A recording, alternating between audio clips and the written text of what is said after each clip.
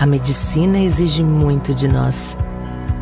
Para seguir cuidando de quem precisa, eu busco força e inspiração naqueles que me ensinaram. Na IPMED, eu encontrei mentores, eu aprendi na prática, me especializei, me atualizei. Aprendi que ser médico também é sobre conexão, atenção e compreensão. Cuidaram de mim e da minha carreira, para que eu também pudesse cuidar do mais valioso, meus pacientes.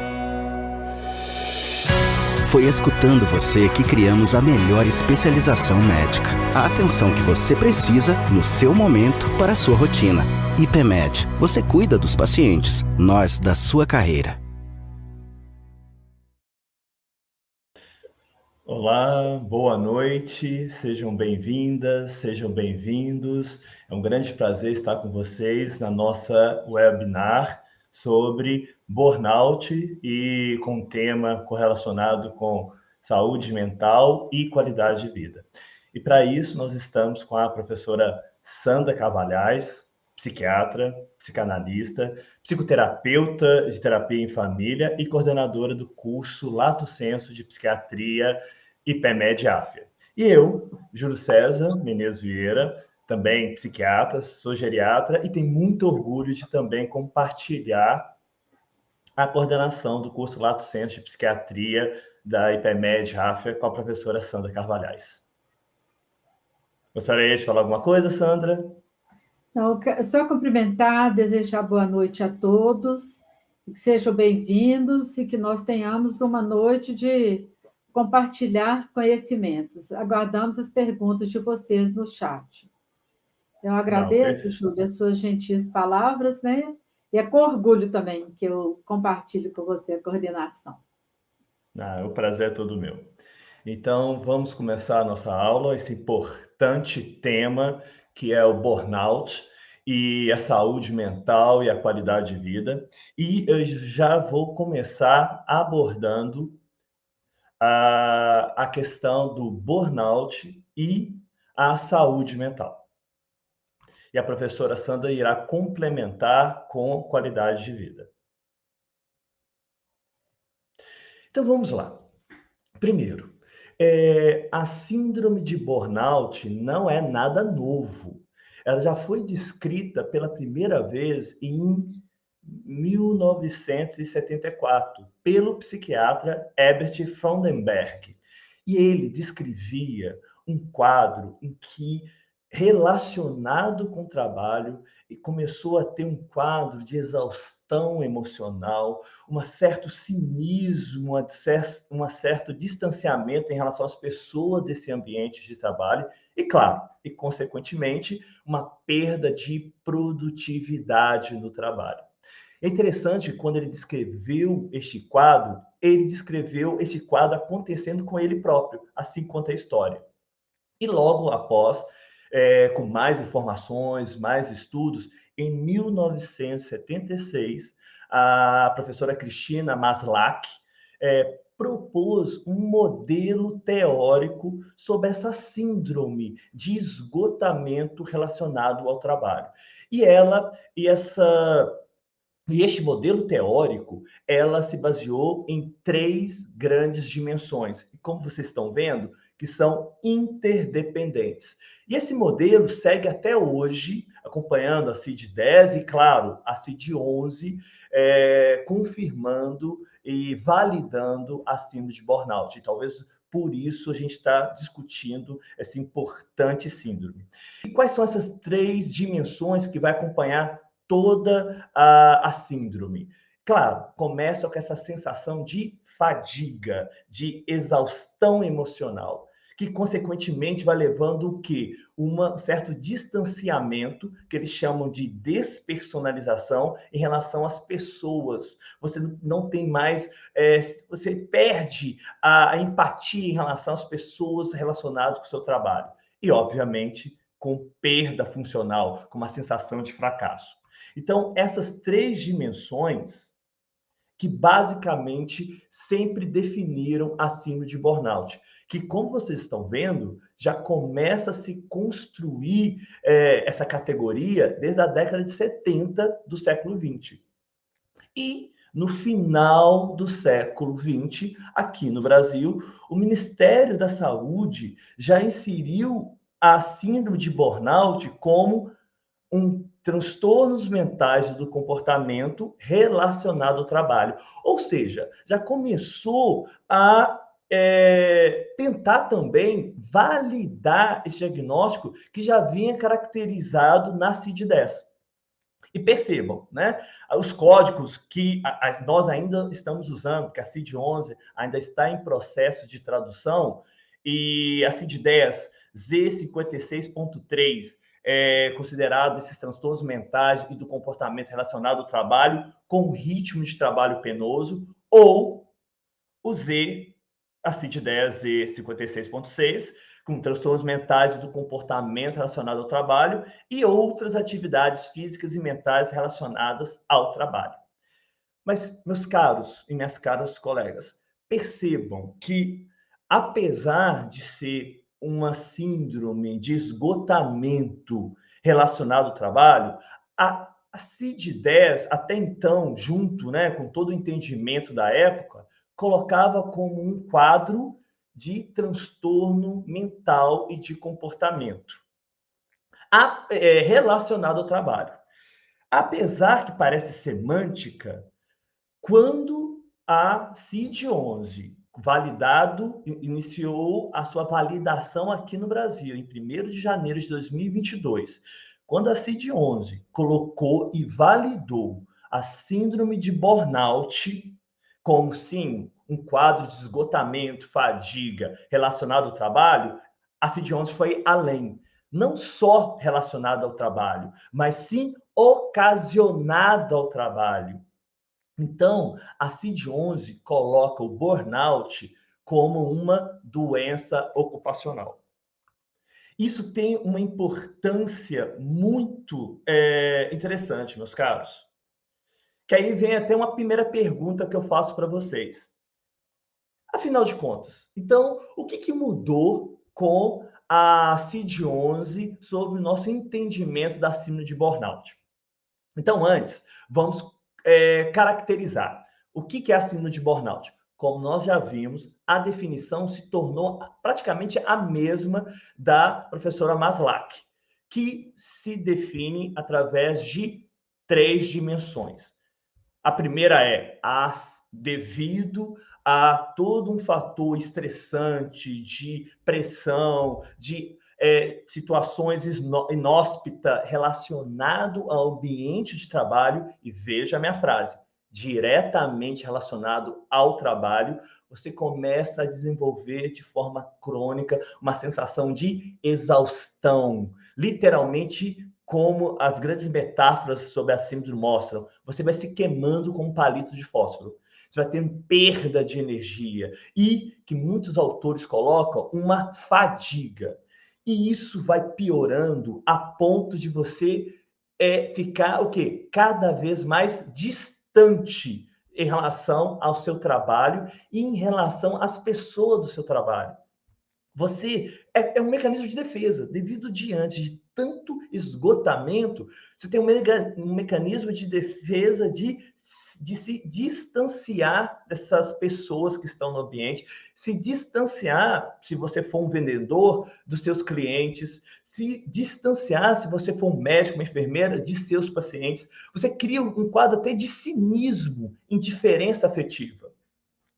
E a ponto de, claro, ter uma repercussão direta do seu trabalho. Você vai ter perda funcional.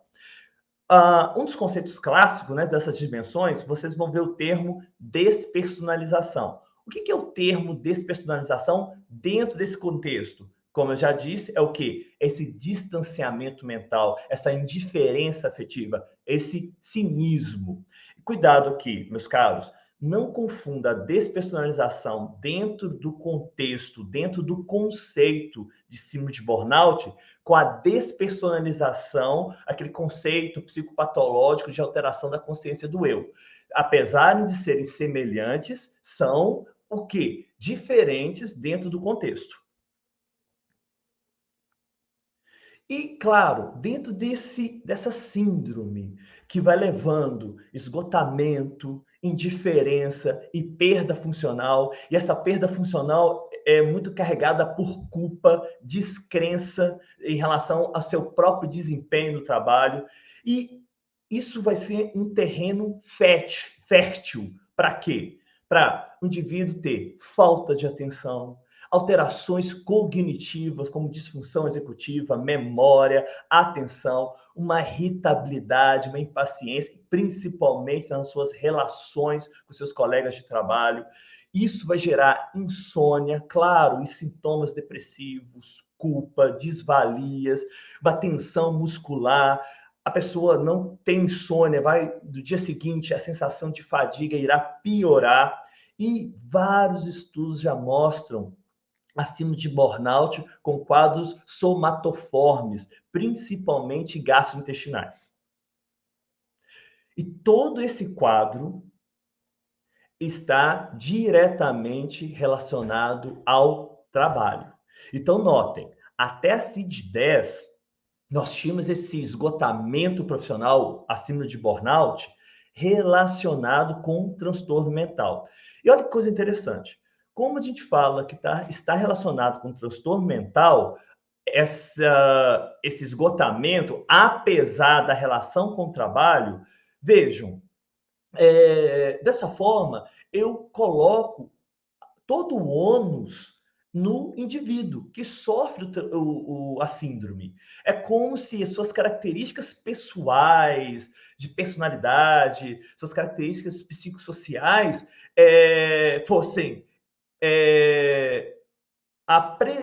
levassem a uma predisposição maior e o trabalho fosse apenas o quê? Um gatilho para desencadear a síndrome.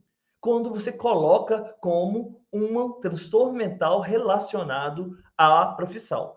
Mas quando a CID-11 começa a validar e fazer uma categorização com mais características, detalhando mais que a síndrome de burnout não é apenas um sofrimento mental, mas hoje, para a CID-11, a síndrome de burnout é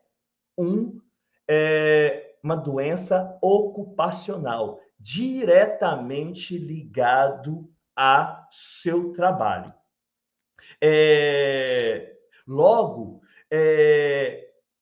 com essa definição, que ligado aos quadros laborais, ao contexto laborais e problemas relacionados a emprego e desemprego, qual que vai ser as consequências disso?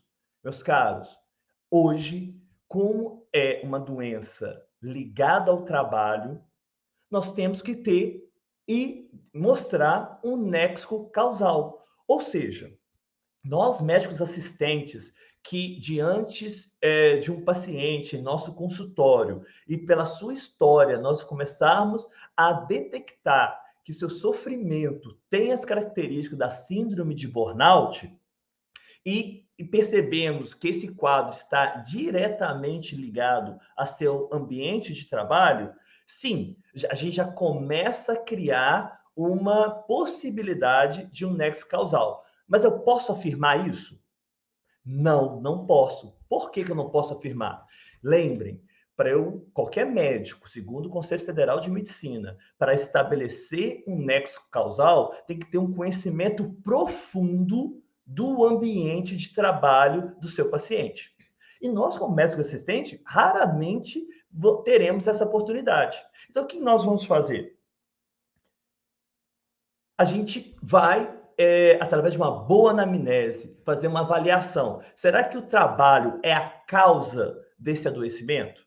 O trabalho contribui para essa doença? Ou o trabalho é apenas um gatilho, um provocador de uma doença já existente? Se nós conseguirmos perceber, por uma boa história, pelo relato do paciente, que o seu adoecimento é devido ao trabalho, sim, parte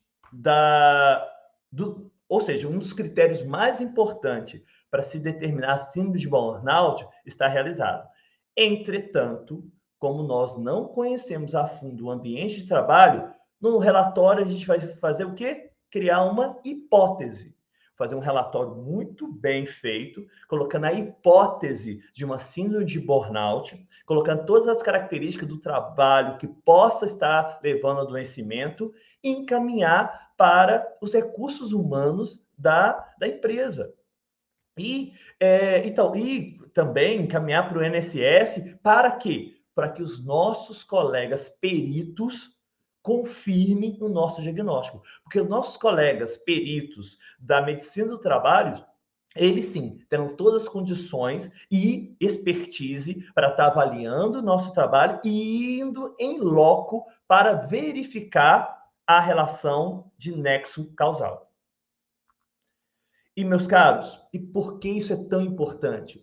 Como eu já disse, hoje, pela CID-11, a síndrome de burnout é uma doença ocupacional, não apenas um sofrimento mental. E sendo uma doença ocupacional, o indivíduo que sofrer dessa síndrome e tiver a comprovação do nexo causal com o seu trabalho, ele pode e deve gozar de todos os direitos trabalhistas e previdenciários de qualquer outra doença ocupacional. Então, notem a importância da CID-11 de validar o burnout como uma doença ocupacional.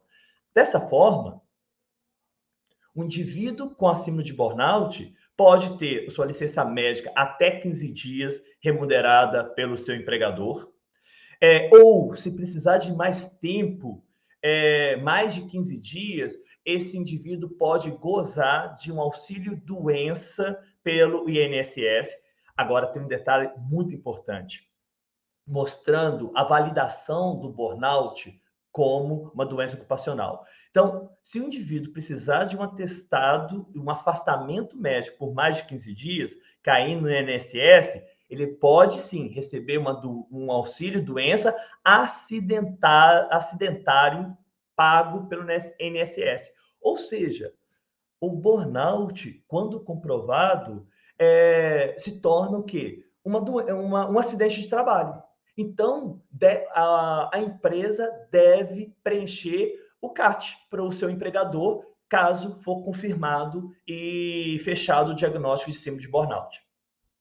E após o cumprimento desse afastamento e o indivíduo se recuperando, quando ele voltar ao trabalho, como qualquer outra doença relacionada ao trabalho, essa pessoa tem estabilidade por 12 meses após o fim desse benefício. E claro, meus caros colegas, e nos casos graves, em que o ambiente ainda continua inóspito, em que o ambiente de trabalho ainda está adoecendo o indivíduo e o quadro se agravar, pode sim o indivíduo ter uma aposentadoria por invalidez, ser afastado de forma permanente do trabalho. Se a perícia médica do INSS e os nossos colegas peritos confirmarem essa situação. E claro, e até o risco de, enfim, outros agravos em relação à empresa. Então, fechando, nós, médicos assistentes, que suspeitarmos de uma síndrome de burnout, vamos colocar nossas suspeitas e possíveis diagnósticos diferenciais e solicitar aos nossos colegas peritos a validação. Primeiramente, a gente vai estar encaminhando para um departamento de recursos humanos. Não necessariamente, talvez a gente irá realizar um afastamento por mais de 15 dias, de repente a gente vai afastar por 14 dias, chegando no departamento de recursos humanos, os profissionais, assistente social, psicólogos do recursos humanos já vão perceber que pode ser realmente um indivíduo com esse adoecimento e vão abordá-lo de forma diferenciada, perceber o que está acontecendo, talvez já mudar de ambiente de trabalho. E, claro, isso é muito importante. Quando um empregado está com burnout, os recursos humanos da empresa, sim, devem ficar atentos, porque se essa pessoa adoeceu nesse ambiente, outras pessoas também podem estar adoecendo. Isso, uma boa empresa abordar, é fundamental para a saúde dos seus funcionários e a saúde da própria empresa. E claro, e quando os quadros mais graves, fazer a perícia para estabelecer o quê? Que é fundamental na síndrome: o nexo causal com o trabalho. E eu pergunto para vocês,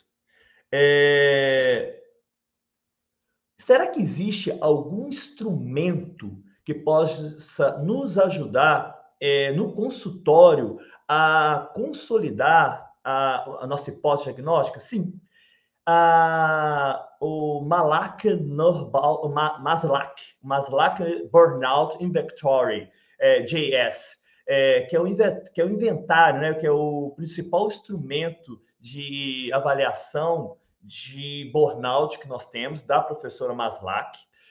O GS é de General Survey, ou seja, pesquisa geral, ou seja, é um instrumento que pode ser utilizado para qualquer profissão. Ele é constituído de 22 itens em 6 categorias, e essas 6 categorias vão avaliar o quê? As 3 principais dimensões da síndrome de burnout: o esgotamento emocional, a fadiga, que é uma dimensão, a despersonalização, que nada mais é do que o distanciamento afetivo e o cinismo, e, claro, a baixa realização pessoal, ou seja, a perda funcional.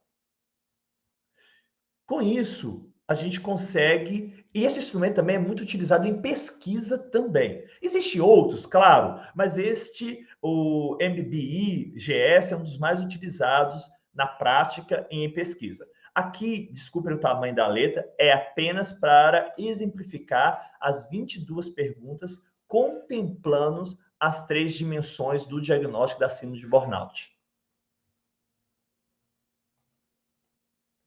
E vamos lá. Como é um adoecimento relacionado ao trabalho, vem a pergunta: quais são as profissões de maior risco que nós temos?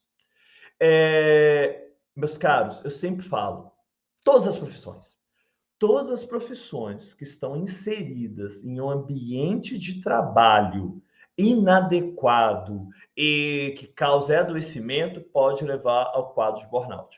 Entretanto, devido a maior número de estudos, de pesquisas e determinadas profissões estarem inseridas em um ambiente constante de vários fatores estressores e talvez traumáticos, algumas profissões se sobressaem mais do que as outras em relação ao risco de terem burnout.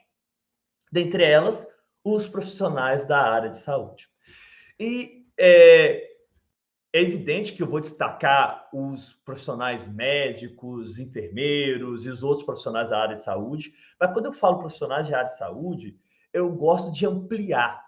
Eu coloco desde das pessoas dos serviços gerais que trabalham nos hospitais, que sim, são profissionais da saúde também, fundamentais para a limpeza do ambiente, que vai até um indivíduo que está na portaria e os profissionais que diretamente estão ligados à saúde, como enfermeiros, técnicos de enfermagem, psicólogos, fono e médicos, e outros colegas. Mas eu vou focar mais na questão médica, porque é a área que eu estou mais inserida. E quais são as especialidades médicas mais associadas ao burnout? Cirurgiões, ginecologistas e principalmente obstetras, médicos de família e comunidades, internistas, psiquiatras e oncologistas. São os que mais se destacam nos estudos. Professores é outra profissão também que se destaca, principalmente os professores do ensino fundamental do serviço público. Inúmeros trabalhos mostrando a sobrecarga de trabalho, essas condições inadequadas e essa necessidade de estar produzindo e, ao mesmo tempo, começam a ficar desanimados. Outra profissão, os policiais. Civis, militares, os militares bombeiros, federais, outros, bancários, engenheiros, advogados e, de uma forma geral, profissões de alto desempenho, daquele profissional que sempre tem aquela necessidade de ficar se superando e acaba assumindo inúmeras tarefas. Então, cuidado, professores, médicos de alto desempenho, se cuidem. E não só isso, demais profissões. Há pouco tempo, a gente está vendo que essas sobrecargas podem estar relacionadas com outros sofrimentos mentais? Vamos responder isso? E vejam, antes de responder quais são as principais doenças mentais relacionadas, a grande pergunta é, Júlio, e a epidemiologia da síndrome de burnout? Meus caros, nós temos, desde a década de 70 que esse conceito está se construindo. Então, nós já temos estudos epidemiológicos para mostrar o quanto impactante é essa síndrome de esgotamento relacionado ao trabalho. E vamos lá. Aqui no Brasil, nós temos aproximadamente 30% dos profissionais, no geral, no Brasil, preenchem os critérios para síndrome de burnout. Agora, se você for fazer um cálculo apenas de sintomas de burnout, meus caros, pode chegar até 70%. E as mulheres sofrem mais de burnout, por uma série de questões, dupla, tripla jornada, e outras questões sociais. Nos Estados Unidos, não foge a regra, também as mulheres de diversas profissões também sofrem mais de burnout, e aqui eu destaco, 46% das mulheres que sofrem burnout nos Estados Unidos são médicas. Se a gente pegar um estudo de dezembro de 2020, que eu tenho que falar sobre a pandemia, a síndrome de burnout entre as pessoas de 25 a 39 anos, dos profissionais médicos, foi extremamente agravada. E isso mostrou que, vejam, essa faixa etária entre 25 a 39 anos, principalmente após a pandemia, foi a faixa etária que mais sofreu de burnout. E, detalhe, no Brasil, 26% dos médicos afirmam que tem a síndrome de burnout. 11% falam que, além do burnout, tem o que associado? Depressão maior, transtorno depressivo maior. Agora, o dado que mais me assusta e o dado que mais nos deixa preocupados é o quê, meus caros? 49% dos médicos entrevistados não procuram ajuda, mesmo identificando que eles podem estar com essa doença chamada síndrome de burnout. E vem uma outra pergunta. Quais são os diagnósticos diferenciais que nós temos? Vejam que esse esgotamento físico, mental e com essa indiferença em relação ao ambiente e começar a duvidar de si mesmo, esse quadro a gente tem que ter muito cuidado, porque além de encontrarmos ou suspeitarmos de um nexo causal que é fundamental para fechar o diagnóstico, devemos fazer uma boa anamnese para afastar os diagnósticos diferenciais. Porque, de repente, nós não estamos diante de uma síndrome de burnout, e sim de um quadro orgânico. Por exemplo, clássico, o indivíduo com a sensação de esgotamento, de fadiga, pode estar com hipotireoidismo. Pode estar com uma deficiência suprarrenal, pode estar com outros quadros clínicos, e, enfim, pode ter associação com quadros de transtorno por uso de substância, pode ser um transtorno de ajustamento não diretamente ligado ao ambiente de trabalho, pode estar desenvolvendo ou desenvolver um estresse, um transtorno de estresse pós-traumático por um evento traumático que ocorreu fora do ambiente de trabalho. Como eu já disse, transtorno por uso de substância, como o álcool, por exemplo, que é muito comum, transtorno de ansiedade, claro, e os transtornos de humor, se destacando a depressão. Mas olha como que o diagnóstico de síndrome de burnout é difícil. Além da questão do nexo causal, além dos diagnósticos diferenciais, que além das questões clínicas, a maioria será outras comorbidades psiquiátricas, O burnout, qual é a consequência do burnout? Além do próprio sofrimento que a síndrome pode causar, o burnout pode estar comórbido com outras doenças de sofrimento mentais. Ou seja, eu posso ter um burnout e um transtorno de estresse pós-traumático. O burnout leva ao maior risco de abuso e dependência química de álcool, quadros psicossomáticos, transtornos de ansiedade e, claro, que é um dos quadros mais comuns do burnout, transtorno depressivo maior, ideação e tentativa de suicídio. Aqui eu poderia ficar horas falando com vocês sobre burnout, depressão e suicídio. Só um link que eu quero dar para vocês. Voltando em relação às profissões de maior risco por burnout. Vamos pegar os médicos. Os médicos, hoje, nós sabemos que é uma das profissões de maior risco de suicídio. E quando a gente faz uma reavaliação do histórico dos médicos que morreram por suicídio, está a questão do esgotamento físico. E não são os médicos. Vamos falar também dos policiais.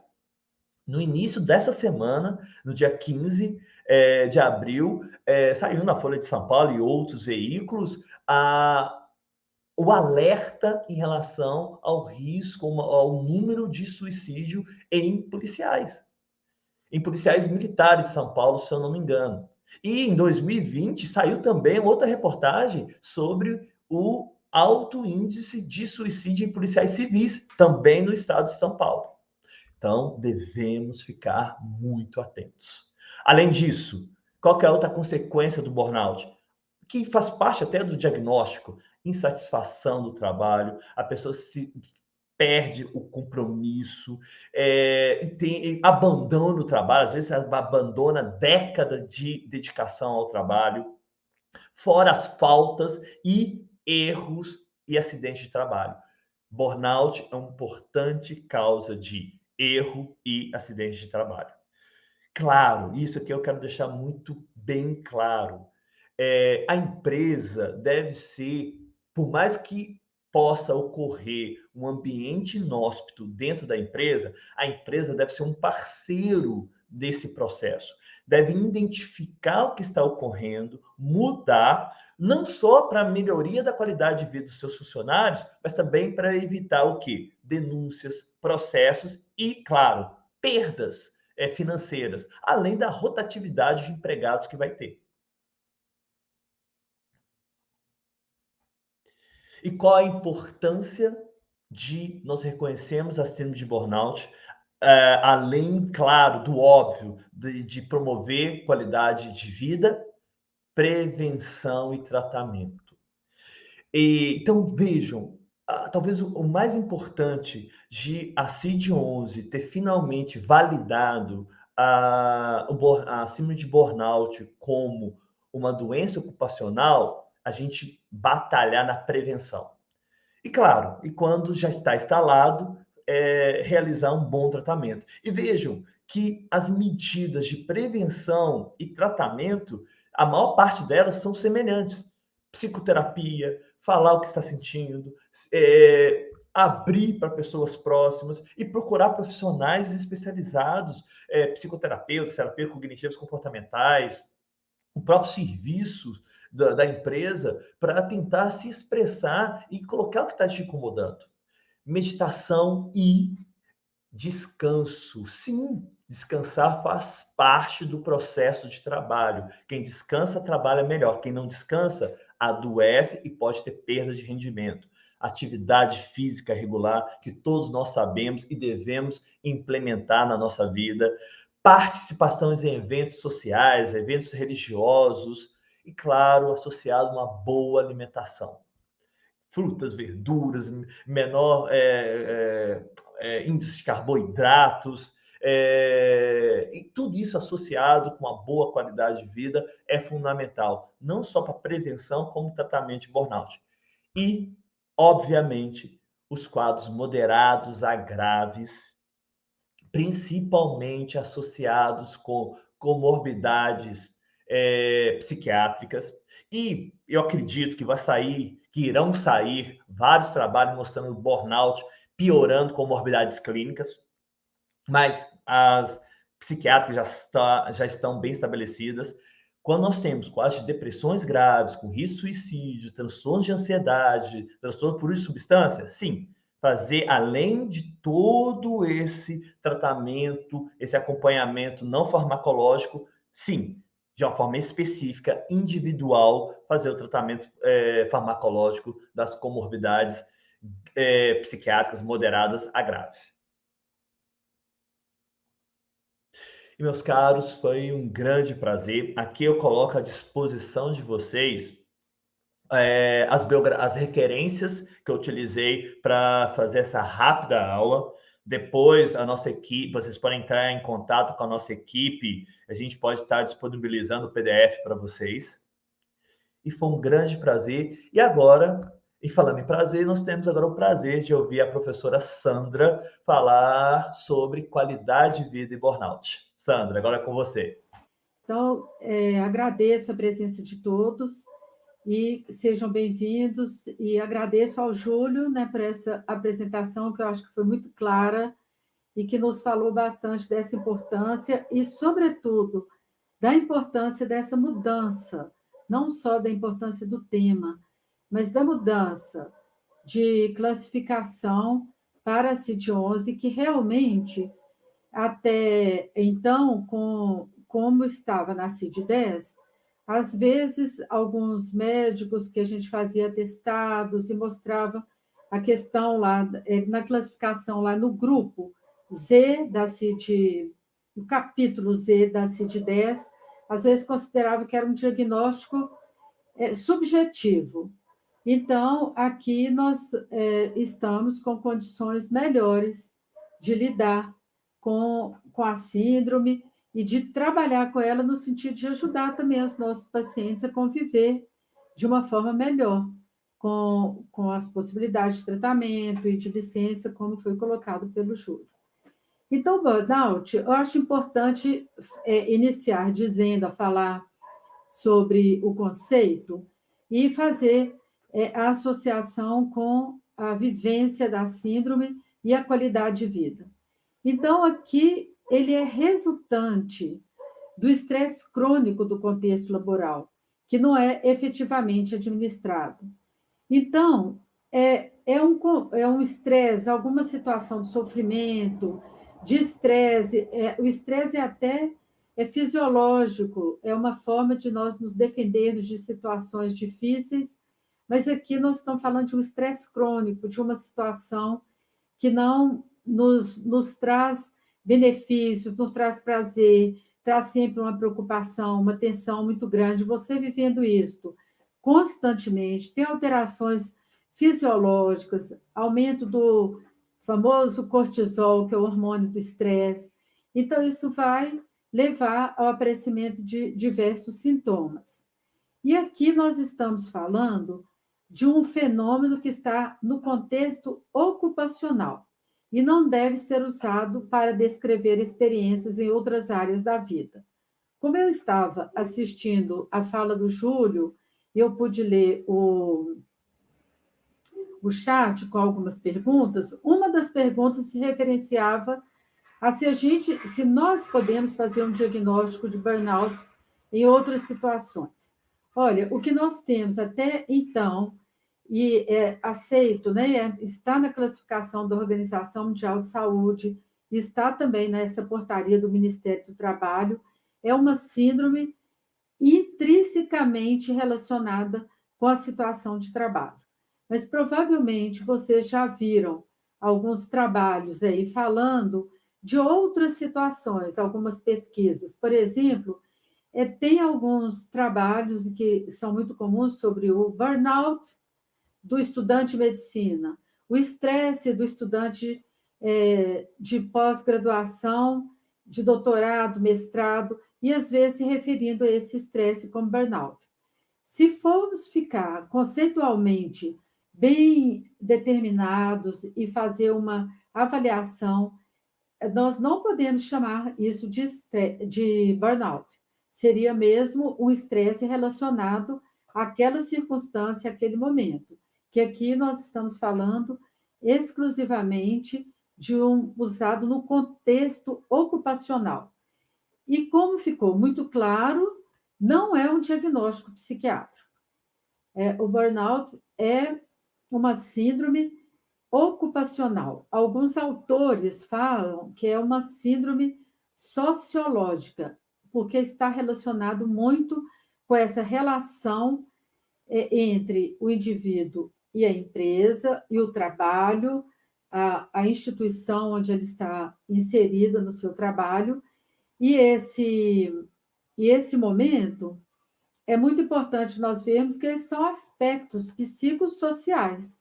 Então, para muitos autores, é considerado uma síndrome que está relacionada com aspectos sociológicos importantes. Então, apesar de eu dizer que não é um diagnóstico psiquiátrico, por que estamos aqui? 2 psiquiatras falando sobre a síndrome de burnout. É porque realmente é um foco da atenção da psiquiatria e do psiquiatra, e deve ser um foco da atenção do nosso trabalho, da nossa abordagem clínica e da nossa valorização desses sujeitos que estão sofrendo com alguns sintomas da síndrome de burnout. E por quê? Quais são os motivos que nos levam a considerar a síndrome como de interesse, de um foco de atenção para a psiquiatria ou psiquiatra? É porque, como já vimos na primeira parte dessa exposição, a síndrome tem consequências muito importantes, que podem ser até muito severas, tanto para a saúde física quanto mental. E tem um grande comprometimento da qualidade de vida. E é sobre a qualidade de vida e a relação com o burnout que nós vamos falar. E o que é qualidade de vida? É interessante porque qualidade de vida está aí em todos os momentos. Nós escutamos demais, vemos muitas observações e não temos uma definição completamente acabada do que seria qualidade de vida. Isso levou esse estudioso americano, que estuda muitas questões relacionadas com a qualidade de vida, em 1976, ele é muito citado por vários autores que trabalham com burnout, e aqui eu trouxe um desses artigos. Ele fala que qualidade de vida é uma vaga e etérea entidade, algo sobre a qual muita gente fala, mas que ninguém sabe claramente o que é. Mas nós temos alguns parâmetros, como nós vamos ver, inclusive definidos pela Organização Mundial de Saúde. Então, é considerado que a qualidade de vida é uma representação social que se estrutura em dois parâmetros. Um parâmetro mais objetivo, que diz respeito à satisfação das necessidades básicas, criadas pelo grau de desenvolvimento econômico e social daquela sociedade. Então, nós vamos ver que a qualidade de vida ela não é definida a priori, que é a mesma em todo o mundo, em todas as cidades. Tem diferenças de países, tem diferenças culturais, tem diferenças de momentos econômicos e status daquele país e da vivência que aquela pessoa tem dentro dessas condições de vida. Então, quando a Organização Mundial de Saúde, na década de 90, foi estabelecer critérios e ela fez um questionário para estabelecer quais seriam os domínios, os aspectos, as características para definir o que era uma qualidade de vida.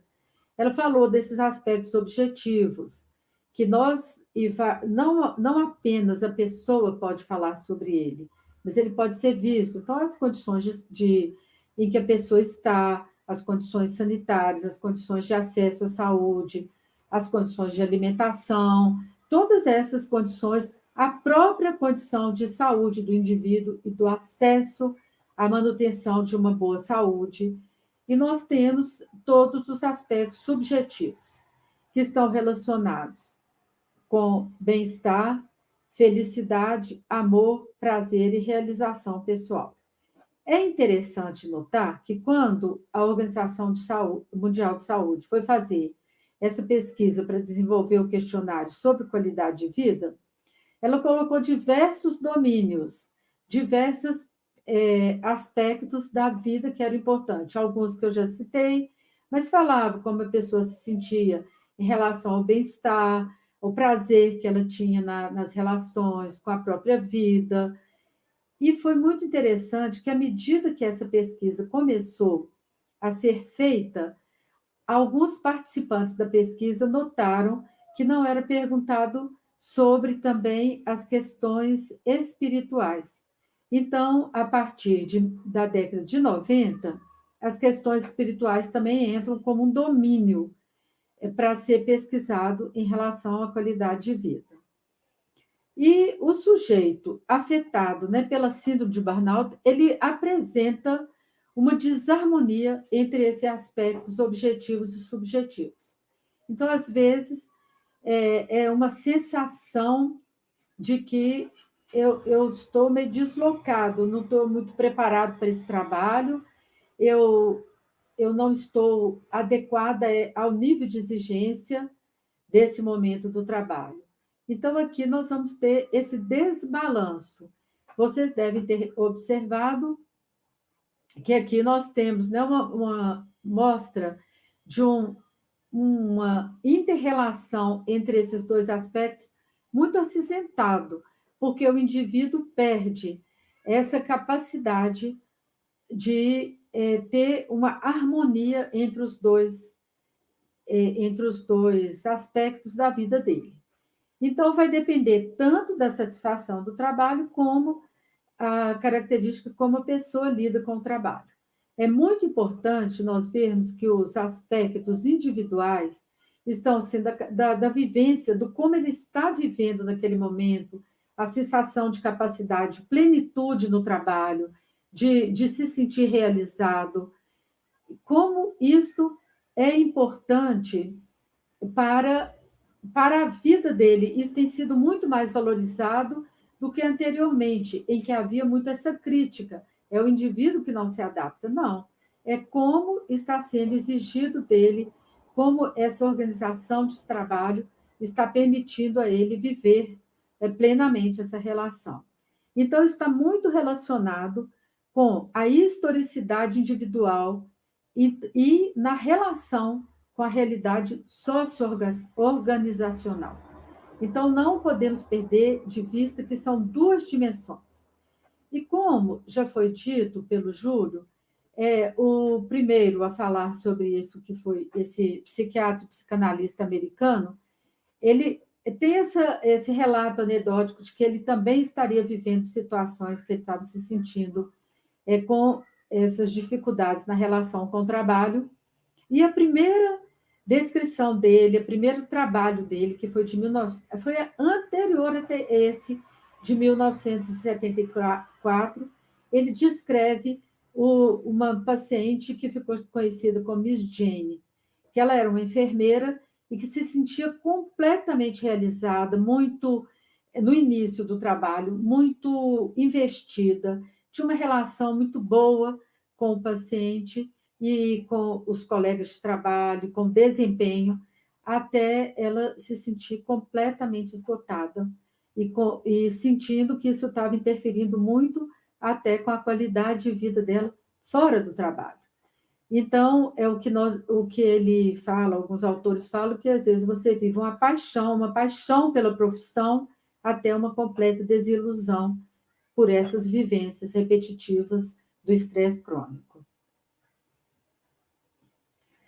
Então, nós temos esse burnout, que é o queimar-se por dentro. E como que é essa relação do trabalho queimar-se por dentro?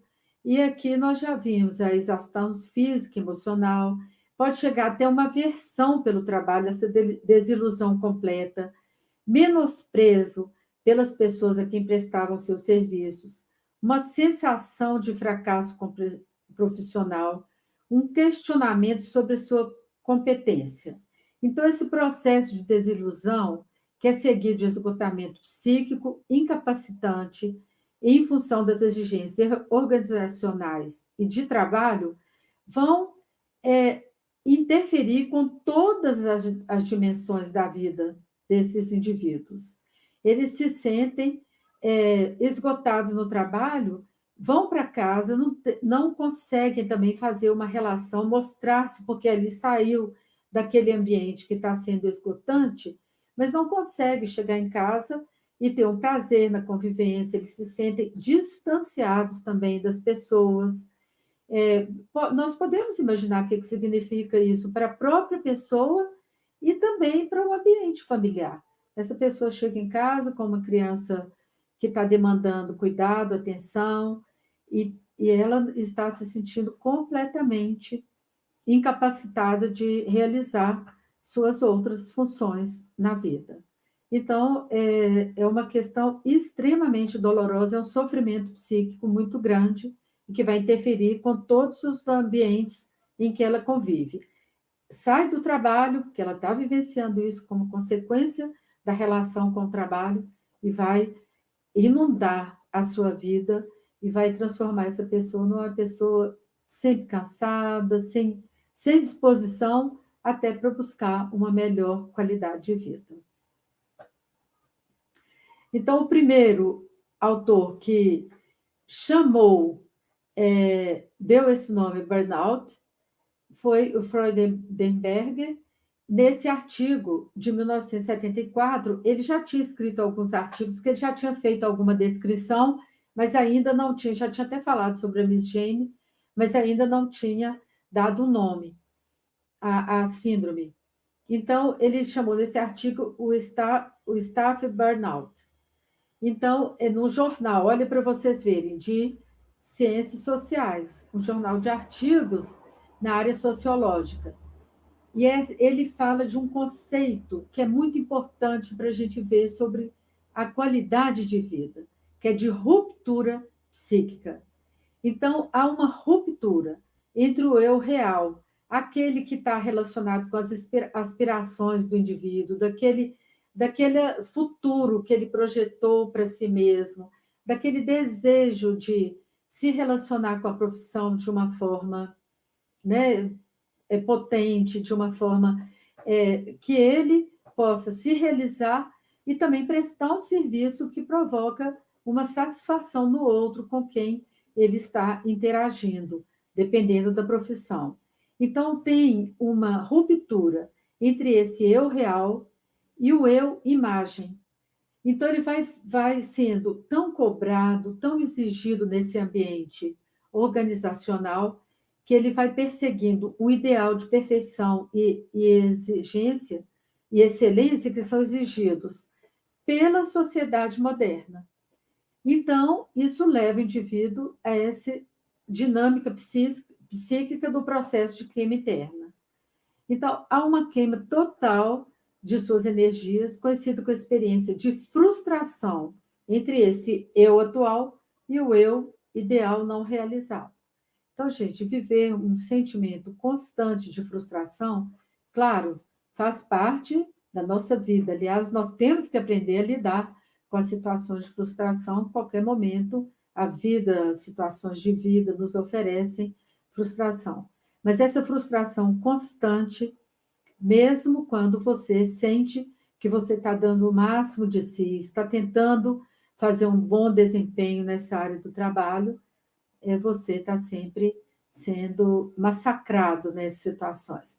E eu acho interessante, às vezes eu estou usando palavras fortes, mas são as palavras que nós encontramos nos textos, nos artigos dos autores que trabalham com a questão do burnout. Então, essa queima total das energias é considerado que está muito relacionado com novas formas de gerenciamento organizacional, que postula, né, tem de um lado, então, dialeticamente, a existência de uma congruência entre as exigências do trabalho e um desempenho no nível da excelência. Então, isso, às vezes, é muito exigente para as pessoas, e ela começa a não dar conta. Então, vai causar, né, essa alteração aí nesse dinamismo psíquico que está relacionado com a estoicidade individual. Então, com a vida da pessoa, com o que ela já vivenciou, com alguns aspectos da personalidade, mas não é só isso. A gente não pode centrar só nisso. Eu achei muito feliz a colocação do Júlio. Se fosse só centrado no aspecto emocional, por que tantas pessoas, às vezes, no mesmo ambiente, apresentam o burnout? Então, é que os autores sociológicos da sociologia estão chamando de um contrato narcisista, que tem um narcisismo, né, da excelência, do exígio da excelência, e que o sujeito faz esse contrato com a empresa que está exigindo e ele não vai dar conta de cumprir.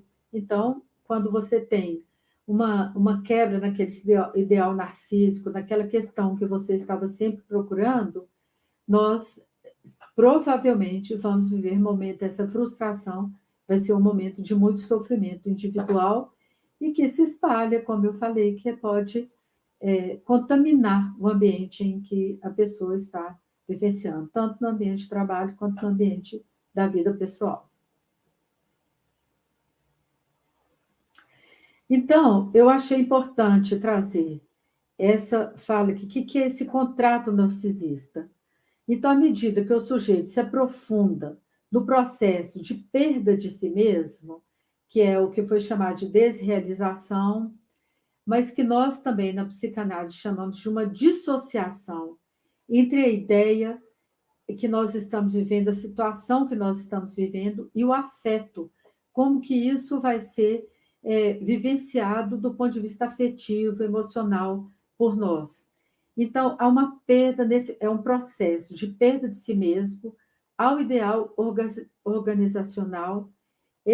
O sujeito se torna, por consequência, cada vez mais dependente do reconhecimento do outro, fazendo com que as demais dimensões da sua personalidade, como relações familiares, conquistas passadas, desejos exteriores ao ideal organizacional, vão ficando relegadas ao plano secundário ou até desprezadas.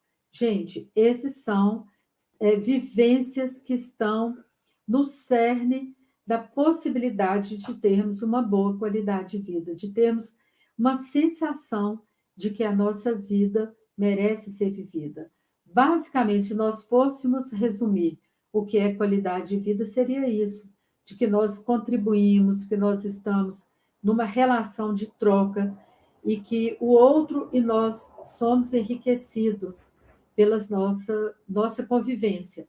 E há o enriquecimento, né? Quando eu digo o outro institucional também, porque vivendo essa dissociação, nós vamos ter uma perda muito grande na nossa capacidade de realização profissional. Então, nós vamos ter aspectos relacionados com o ambiente do trabalho e aspectos relacionados com características individuais. Então, o burnout está relacionado com esse desequilíbrio entre esses aspectos subjetivos e os aspectos objetivos do trabalho. Então, quais são esses aspectos relacionados com o ambiente do trabalho? Então, é a concepção do próprio trabalho. Gente, nós observamos algumas filosofias, questões de ideologia mesmo que passa nas relações de trabalho, na relação com a instituição, condições de trabalho ruins, a carga de trabalho, quando é muito grande, tanto do ponto de vista quantitativo como qualitativo, às vezes é um trabalho que pode não ser muito intenso do ponto de vista da quantidade, mas às vezes é um nível de exigência para a realização daquela circunstância, por aquela pessoa. Então, às vezes, há uma exigência acima das capacidades de realizações, tanto pela capacidade, pela quantidade, quanto pela qualidade. Há um sentimento de controle, de que a pessoa está o tempo inteiro sendo controlada do ambiente profissional, cumprindo metas. Você trabalhou 5 horas e 2 minutos, não, você tinha que trabalhar 5 horas e 10 minutos, porque tem 8 horas, né? Que é o melhor dizendo, porque tem a folga remunerada no sábado. Então, tem todas essas questões que estão relacionadas, que a pessoa vivencia como uma situação de controle. Já acabou o trabalho? Nossa, então está faltando outras coisas. relações interpessoais no trabalho, que geralmente pode ser, né, de um ponto de vista positivo, ter um clima de cooperação, apoio mútuo, mas nós, geralmente, em empresas, em lugares em que há mais pacientes sofrendo burnout, aqui nem é paciente, né, são sujeitos sofrendo burnout, nós temos uma competitividade muito grande e tensões, podendo chegar até o nível de agressividade. E aqui também tinha uma pergunta sobre isso no chat, enquanto nós estávamos ouvindo a primeira apresentação. O assédio moral pode ser uma causa de burnout? As causas de burnout, elas são muito são variadas, elas têm uma relação muito grande uma com a outra. Como nós falamos, a gente não pode ficar numa única dimensão, mas claro que é um fator super importante a questão do assédio moral. Aquele chefe, por exemplo, que nunca está satisfeito com o serviço que foi desempenhado a contento, aquela situação assim, de se sentir, de estar num controle absoluto, inclusive nas questões de, né, você não pode faltar, mas por quê? Você está com Covid? Mas por que tem que faltar? Você pode trabalhar, o trabalho é teletrabalho, então você pode trabalhar de casa. Então, são coisas que têm uma representação importante aí que, em algumas circunstâncias, pode ser considerado um assédio moral. O autoritarismo também, muitas vezes, caracteriza, dependendo, às vezes, até com um nível de agressividade grande, e quando não há uma participação democrática nas situações de vivência de muita autoridade, nós não temos essa participação democrática. E esses fatores inerentes também ao tipo de trabalho. O burnout é democrático, ele pode afetar qualquer pessoa em determinados ambientes de trabalho, que geralmente são ambientes inóspitos do ponto de vista do estresse. Então, que ele vai vivenciar um estresse crônico. E aqui eu falei dessa questão você está de Covid, da telemedicina, é muito importante, que tem sido muito estudada essa questão do burnout, agora no teletrabalho, no trabalho home office, em que, às vezes, as exigências são muito grandes e a pessoa tem mais dificuldade em separar o ambiente de trabalho e o ambiente pessoal, o horário de descanso. Então, isso vai aumentando a questão da vivência do estresse, vai piorando muito a capacidade dessa pessoa de descansar, de ter outros aspectos que são importantes para melhorar a qualidade de vida, como nós vamos ver a seguir. Então, temos agora os aspectos relacionados com as características individuais. Então, a vocação, gente, para aquele trabalho. Nós pensamos muito na vocação, o vocare, o chamado, né, que vem da palavra latina, como para algumas profissões, como da área de saúde, as profissões aí que estão relacionadas com os aspectos religiosos, mas não, nem todas as pessoas estão preparadas para determinado tipo de trabalho. Então, às vezes a pessoa passa num concurso, vai fazer um trabalho em que você não conhece todas as dimensões daquele trabalho, e quando chega lá, você cai num ambiente ou num tipo de trabalho que você se sente extremamente exigido e que você não dá conta. Às vezes, até por umas características da situação ali do momento. Uma vez uma pessoa relata, e isso aparece no trabalho, de um paciente, ele era um paciente que tinha uma característica de paranoia muito grande na personalidade dele. E quando ele foi trabalhar, ele passou num concurso, foi trabalhar, o lugar que ele trabalhava parecia como se fosse assim, era tipo uma recepção, ele ficava no lugar que ele chamava de aquário, porque tinha vidro por todos os lados. Ele não suportou trabalhar naquele lugar, porque ele se sentiu observado por todos os lados. Foi a família, ele relatou para a família fez essa solicitação lá no ambiente do trabalho, no departamento de saúde do trabalhador, e ele conseguiu fazer uma mudança e continuou trabalhando e se sentindo muito bem. Então, um aspecto importante também é quando há um conflito entre a carreira e a vida pessoal. Isso nós vemos muito nas mulheres, depois que são mães, quando voltam, como eu vou dar conta dessa função materna tão importante. E às vezes, quando isso não é compreendido, às vezes são situações em que a mulher pode mudar um pouco na sua relação de trabalho, mas ela provavelmente vai continuar desempenhando, se ela era competente, com a mesma competência. Às vezes a pessoa que tem uma ambição muito grande e ela não consegue nunca estar satisfeita com nenhum desempenho dela. Então, tem, às vezes, características obsessivas da personalidade, um excesso de perfeição. Então, isso também são características individuais. E como nós vamos lidar com o burnout para melhorar a qualidade de vida? Primeiro, é tentar identificar aqueles fatores estressores. Se nós temos condições de lidar com eles, se naquele momento isso não é uma representação de uma coisa quase que impossível, então nós devemos estar alertas às limitações relacionadas à carga de trabalho e horas trabalhadas. Restringir o trânsito de uma função a outra. As pessoas, às vezes, acham que vão mudar de função e que vai estar tudo resolvido. E nós vamos ver que, às vezes, é uma situação ali, daquela organização de trabalho. Às vezes, não, às vezes, alguma mudança pode significar também uma melhora, mas não é o mais comum. Então, é ver a possibilidade de se adaptar ou não.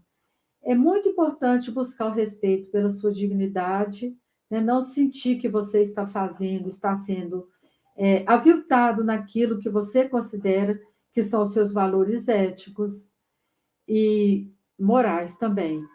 Então, e nós devemos tentar ter atitudes adequadas de enfrentamento para manter uma boa qualidade de vida.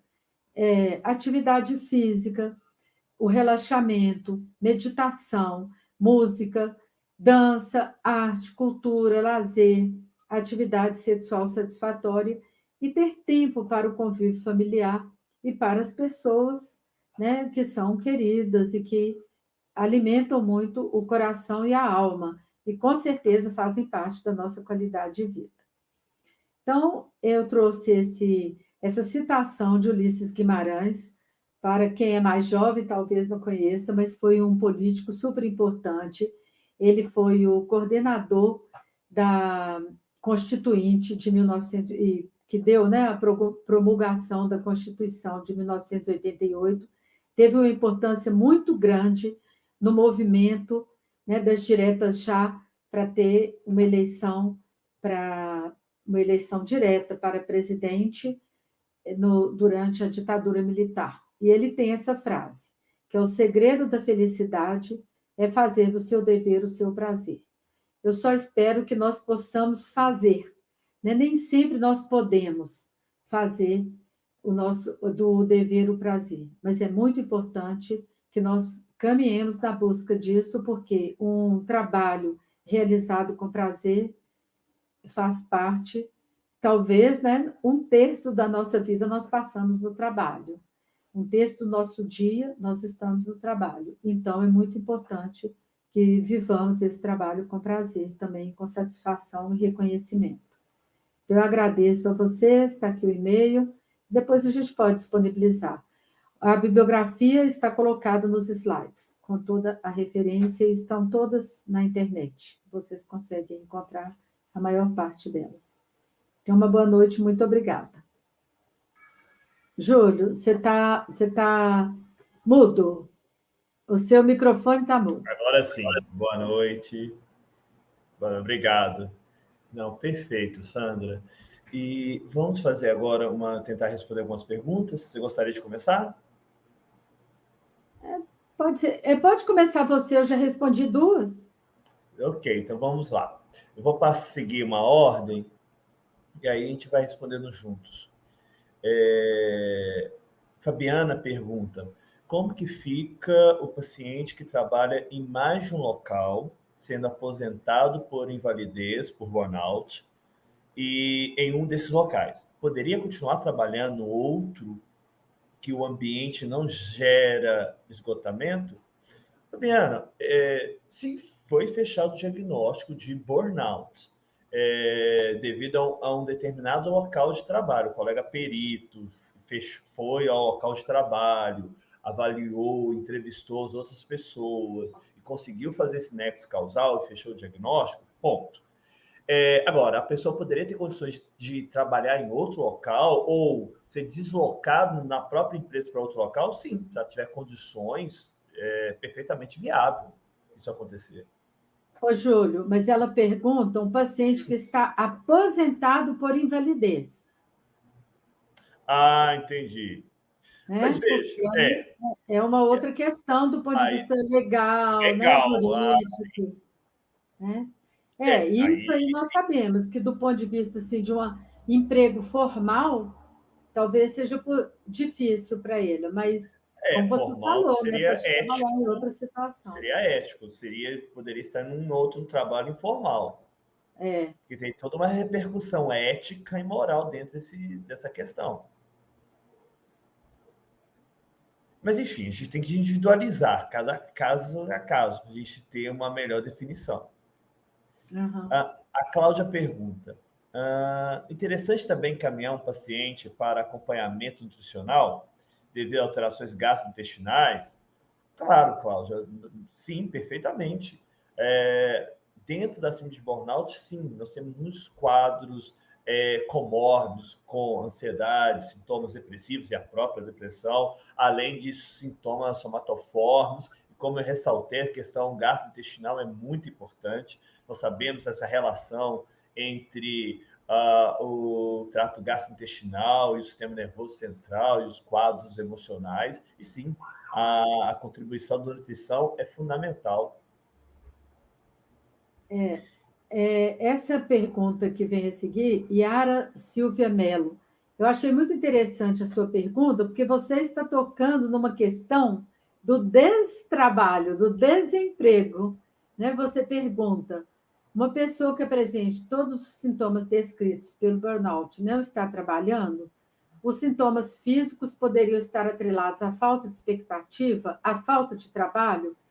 Claro que sim. A questão do desemprego aqui não era o tema do nosso trabalho, mas o desemprego é uma fonte de ansiedade enorme, é uma fonte de uma ferida narcísica para a vida das pessoas. Então, claro que ela pode ter não só sintomas físicos, mas os sintomas físicos e psíquicos, de uma vivência de sofrimento, de angústia, e às vezes, e é o que tem sido muito denunciado nessa questão desse pacto social com a nova situação organizacional, que muitas pessoas enfrentam a situação do trabalho, mesmo vivendo uma situação de muito burnout, de estar num grau mais já comprometido da sua vida, e ela está se esforçando para manter o seu trabalho, porque às vezes cair no desemprego também é uma coisa que traz muito sofrimento.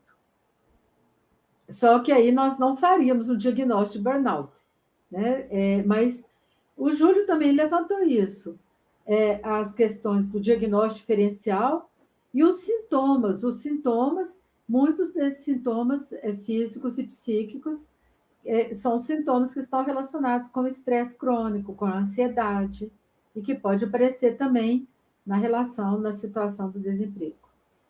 Não, sem dúvida. Aqui a pergunta que eu já respondi.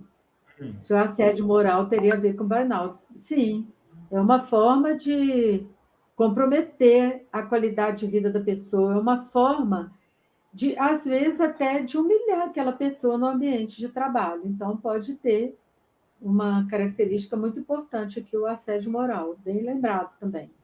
Não, sem dúvida. Qualquer tipo de assédio moral dentro do trabalho, sobrecarga, exigências sem dar oportunidade de meios apropriados para serem executados, toda essa carga, sim, está totalmente relacionado à possibilidade do desenvolvimento burnout no ambiente de trabalho. Então, fala a próxima, Júlio. A Bianca coloca: quando utilizar o Burnout Inventory, o MBI, se for obter a pontuação de cada dimensão, devemos somente realizar a soma das respostas correspondidas ao Likert e comparar ao ponto de corte. Bianca, geralmente sim. Cada dimensão vai ter a sua pontuação e seu ponto de corte para ser comparado, para conseguir fechar o maior risco ou seja, né, para fechar a possibilidade de um diagnóstico. Veja, o inventário, ele não dá diagnóstico, ele apenas rastreia a possibilidade do burnout, que isso fica bem claro. E nós já temos esse instrumento já validado no nosso país também. O Tiago pergunta: a ansiedade é um sintoma da síndrome de burnout ou é um outro tipo de condição? Tiago, como nós já reforçamos, né? A gente tem essas 3 dimensões do burnout: o esgotamento, fadiga, o cinismo, a indiferença, a sensação de fracasso. Agora, dentro dessas 3 esferas, é claro, com esse quadro, é um quadro crônico, tentando viver num ambiente de trabalho opressor, é claro que vai vir sintomas ansiosos e transtornos de ansiedade, como transtorno de ansiedade generalizada, vai estar comórbido com transtorno depressivo ou sintomas depressivos, quadros somáticos. Então, esses quadros estão associados, embora os sintomas ansiosos não sejam critérios, dimensões fundamentais do burnout, embora estejam associados. E lembrem, imagine, uma das dimensões que nós já discutimos sobre o burnout é a despersonalização, que na verdade é o distanciamento afetivo, o cinismo. E dentro desse quadro vai ter o quê? Irritabilidade, falta de paciência, desprezo em relação às pessoas que estão ao seu redor e com talvez os seus próprios clientes, angústia, e aí sintomas depressivos, chegando em casa aquela sensação que o que eu estou fazendo aqui, meu trabalho não tem mais validade. Tudo isso vai trazer angústia, ansiedade e sintomas depressivos.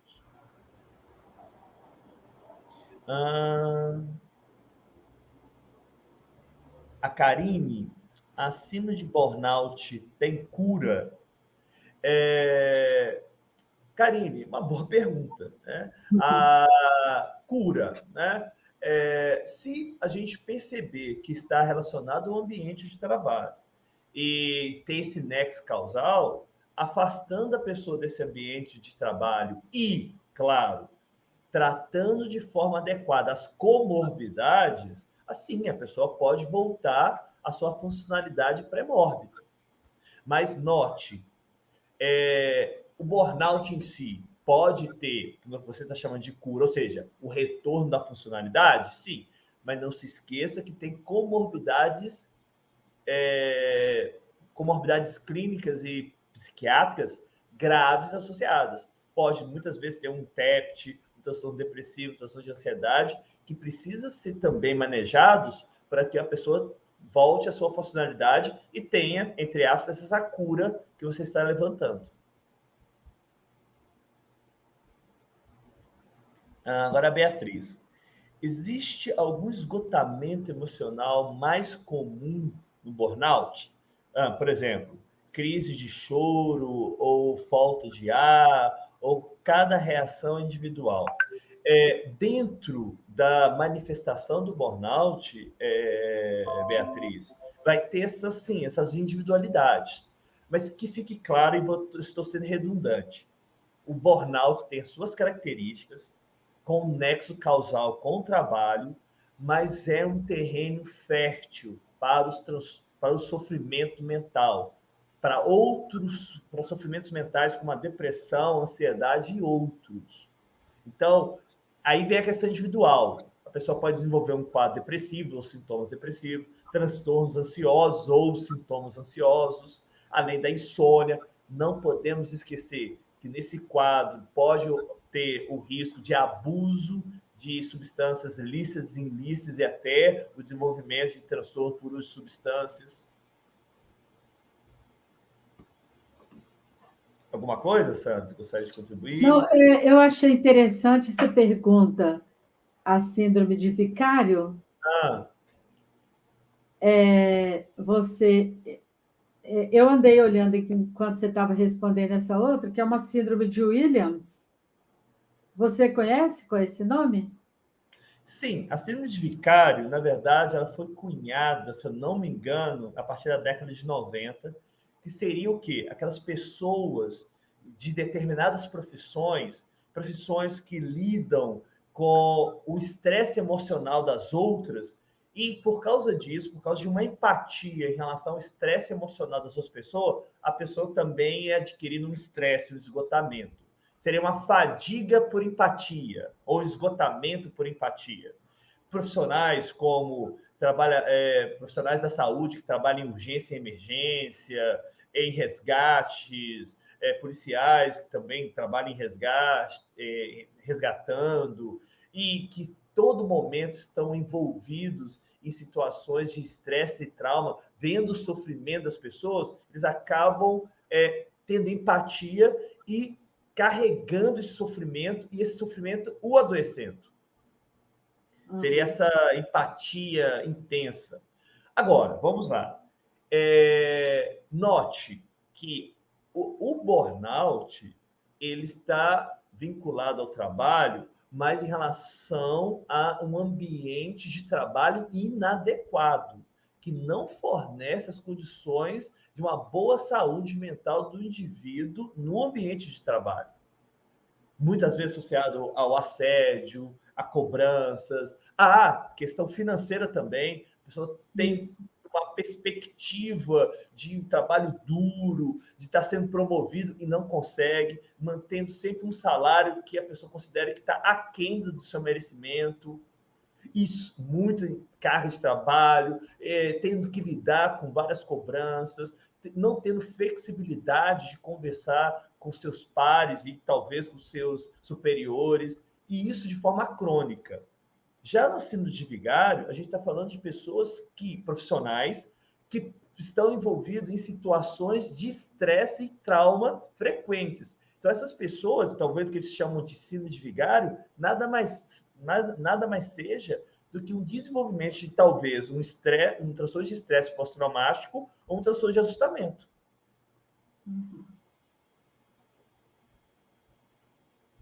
Aqui a pergunta deve ser Ludmila.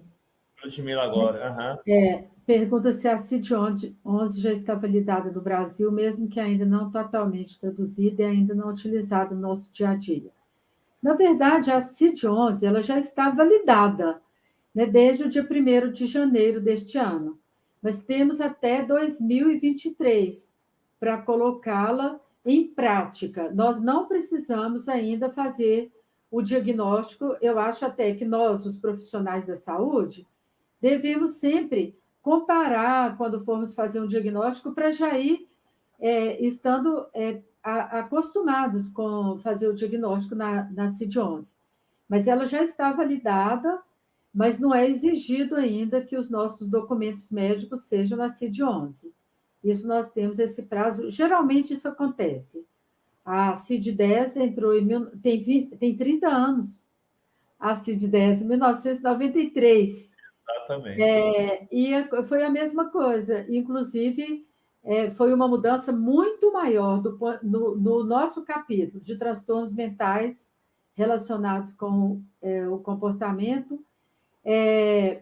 Então, esse foi uma mudança muito maior até da CID-9 para a 10. Agora, nós temos que esperar as traduções mesmo, porque às vezes você traduz, você faz uma tradução livre, mas pode não ser aquela tradução livre, a tradução adequada que vai ser indicada pela Organização Mundial de Saúde. Tem um grupo de tradutores que já são indicados pela Organização Mundial de Saúde. Resumindo, Ludmila, nós temos 2 anos ainda para nos adaptarmos, para, enfim, entendermos, contextualizar com a nossa cultura. Como a Sandra colocou muito bem, da CID 9 para a CID 10 demorou aproximadamente 2 anos de adaptação. Aqui também será a mesma coisa. A gente está em adaptação, embora, sim, a CID 11 já está em vigor no nosso país. E é interessante notar que algumas pessoas, alguns médicos até ficam perguntando. Outro dia, um aluno nosso da Bahia fez um relatório ou um atestado, claro, com o diagnóstico na CID-10. E esse paciente levou na empresa e o médico do trabalho falou que já tinha que ser na CID-11. Então, eu acho que tem às vezes até o próprio médico do trabalho, às vezes desinformação, então é muito importante que isso também circule, porque isso, imagina o problema que isso pode ocasionar para um paciente, né? Muito complicado. Aqui a pergunta, eu acho que é para mim, né? Acha que a relação do burnout com o trabalho remoto? Sim, dependendo das condições, do nível de exigência, dessas condições inadequadas do trabalho, ele pode também ser remoto e levar também a síndrome do esgotamento profissional. É interessante que eu vi era uma discussão, né, na imprensa leiga, em que um repórter perguntava assim tinha um psiquiatra, mas se isso não representou um ganho para o trabalhador, na medida em que ele não tem que se deslocar, não tem que passar, né? Tem estudos que mostram que nas grandes cidades, às vezes o trabalhador gasta 4 horas por dia no deslocamento para o trabalho. Realmente, esse seria um enorme ganho se as condições de trabalho permitissem, inclusive as condições para ele realizar, né, desempenhar bem essa função, sem muito estresse, porque às vezes condições... Aqui nós estamos falando todos com uma boa internet, né, sem grandes problemas, e o meu arquivo não entrou. Então, você imagina determinadas circunstâncias, própria circunstância do trabalho remoto, só do estresse que pode dar de não conseguir realizar esse trabalho. Então, depende de todas as condições. É multidimensional os aspectos relacionados para a construção de um burnout. Vai depender das características do trabalho, das características inadequadas para o trabalho, para o desempenho. Nós vivemos essa experiência aqui em Minas com relação não ao burnout, né? Mas os estudantes que não conseguiram voltar, tiveram que ficar e com muita dificuldade para fazer o trabalho, com muita perda na capacidade, né, aí do ensino, porque não tinham condições no ambiente doméstico para lidar com essa situação nova.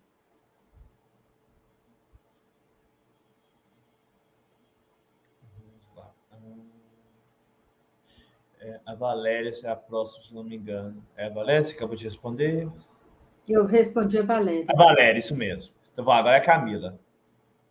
Como sensibilizar as equipes médicas do pronto atendimento ao atendimento das questões somáticas dos pacientes de burnout? Camila,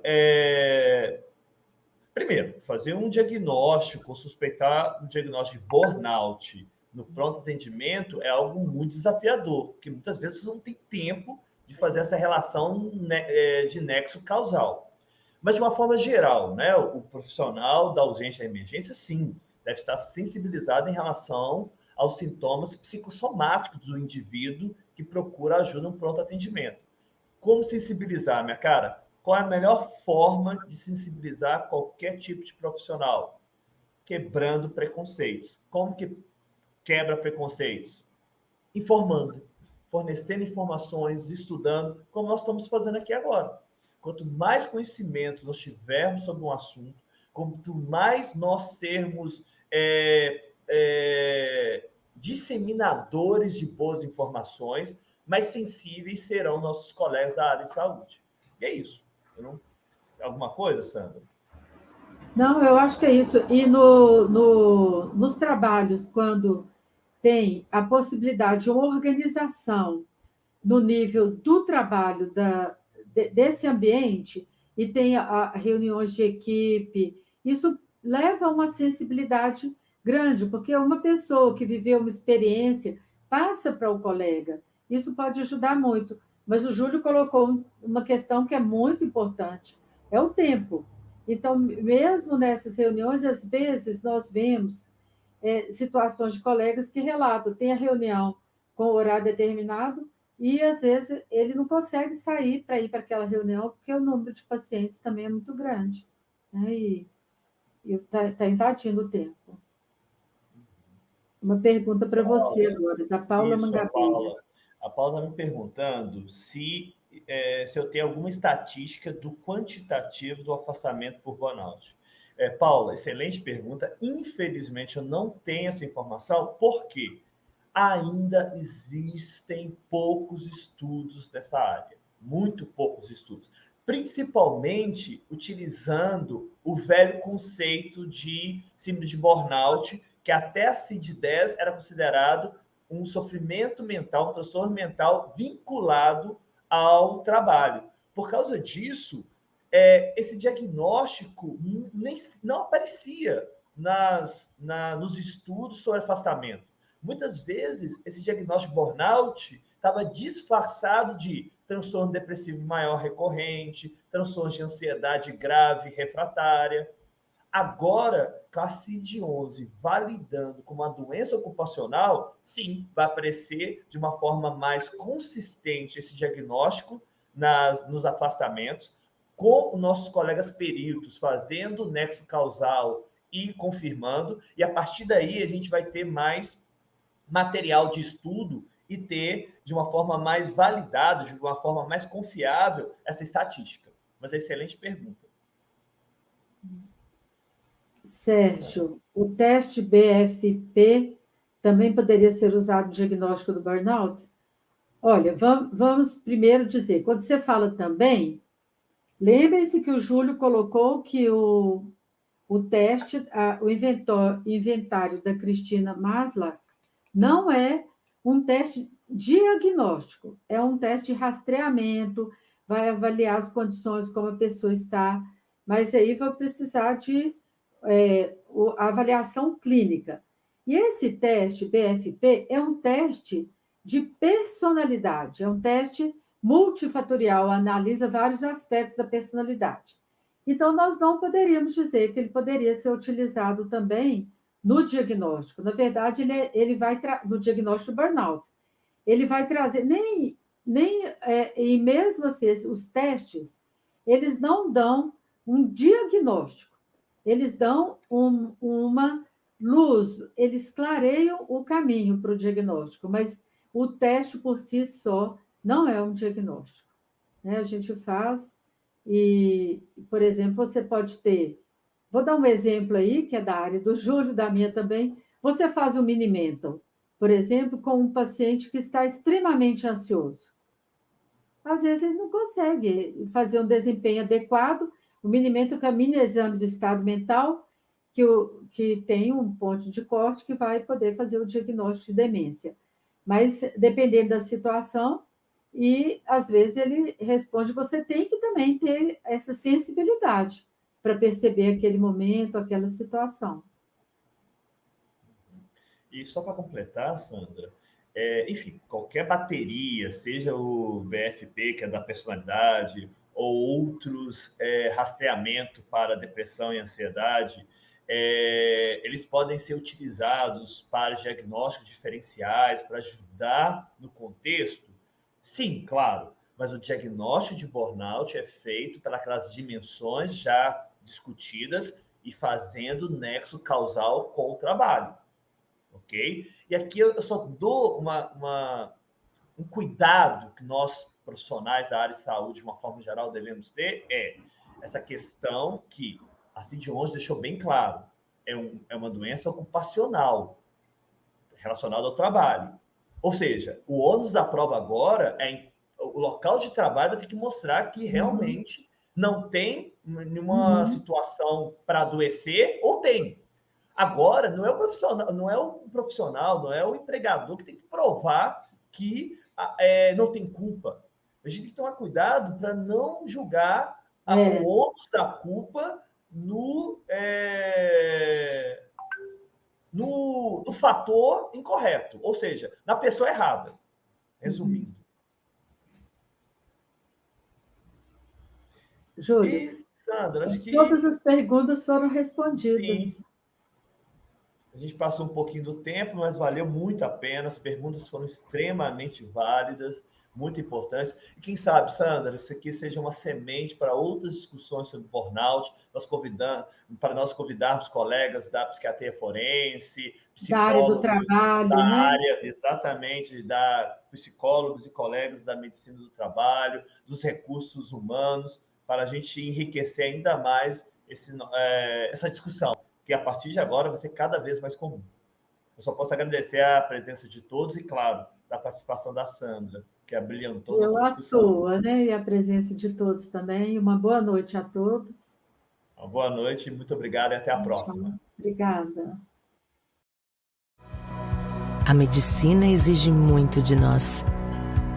Para seguir cuidando de quem precisa, eu busco força e inspiração naqueles que me ensinaram.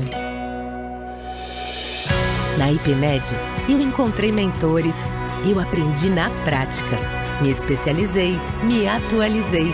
Aprendi que ser médico também é sobre conexão, atenção e compreensão. Cuidaram de mim e da minha carreira, para que eu também pudesse cuidar do mais valioso, meus pacientes. Foi escutando você que criamos a melhor especialização médica. A atenção que você precisa no seu momento para a sua rotina. IPMED, você cuida dos pacientes, nós da sua carreira.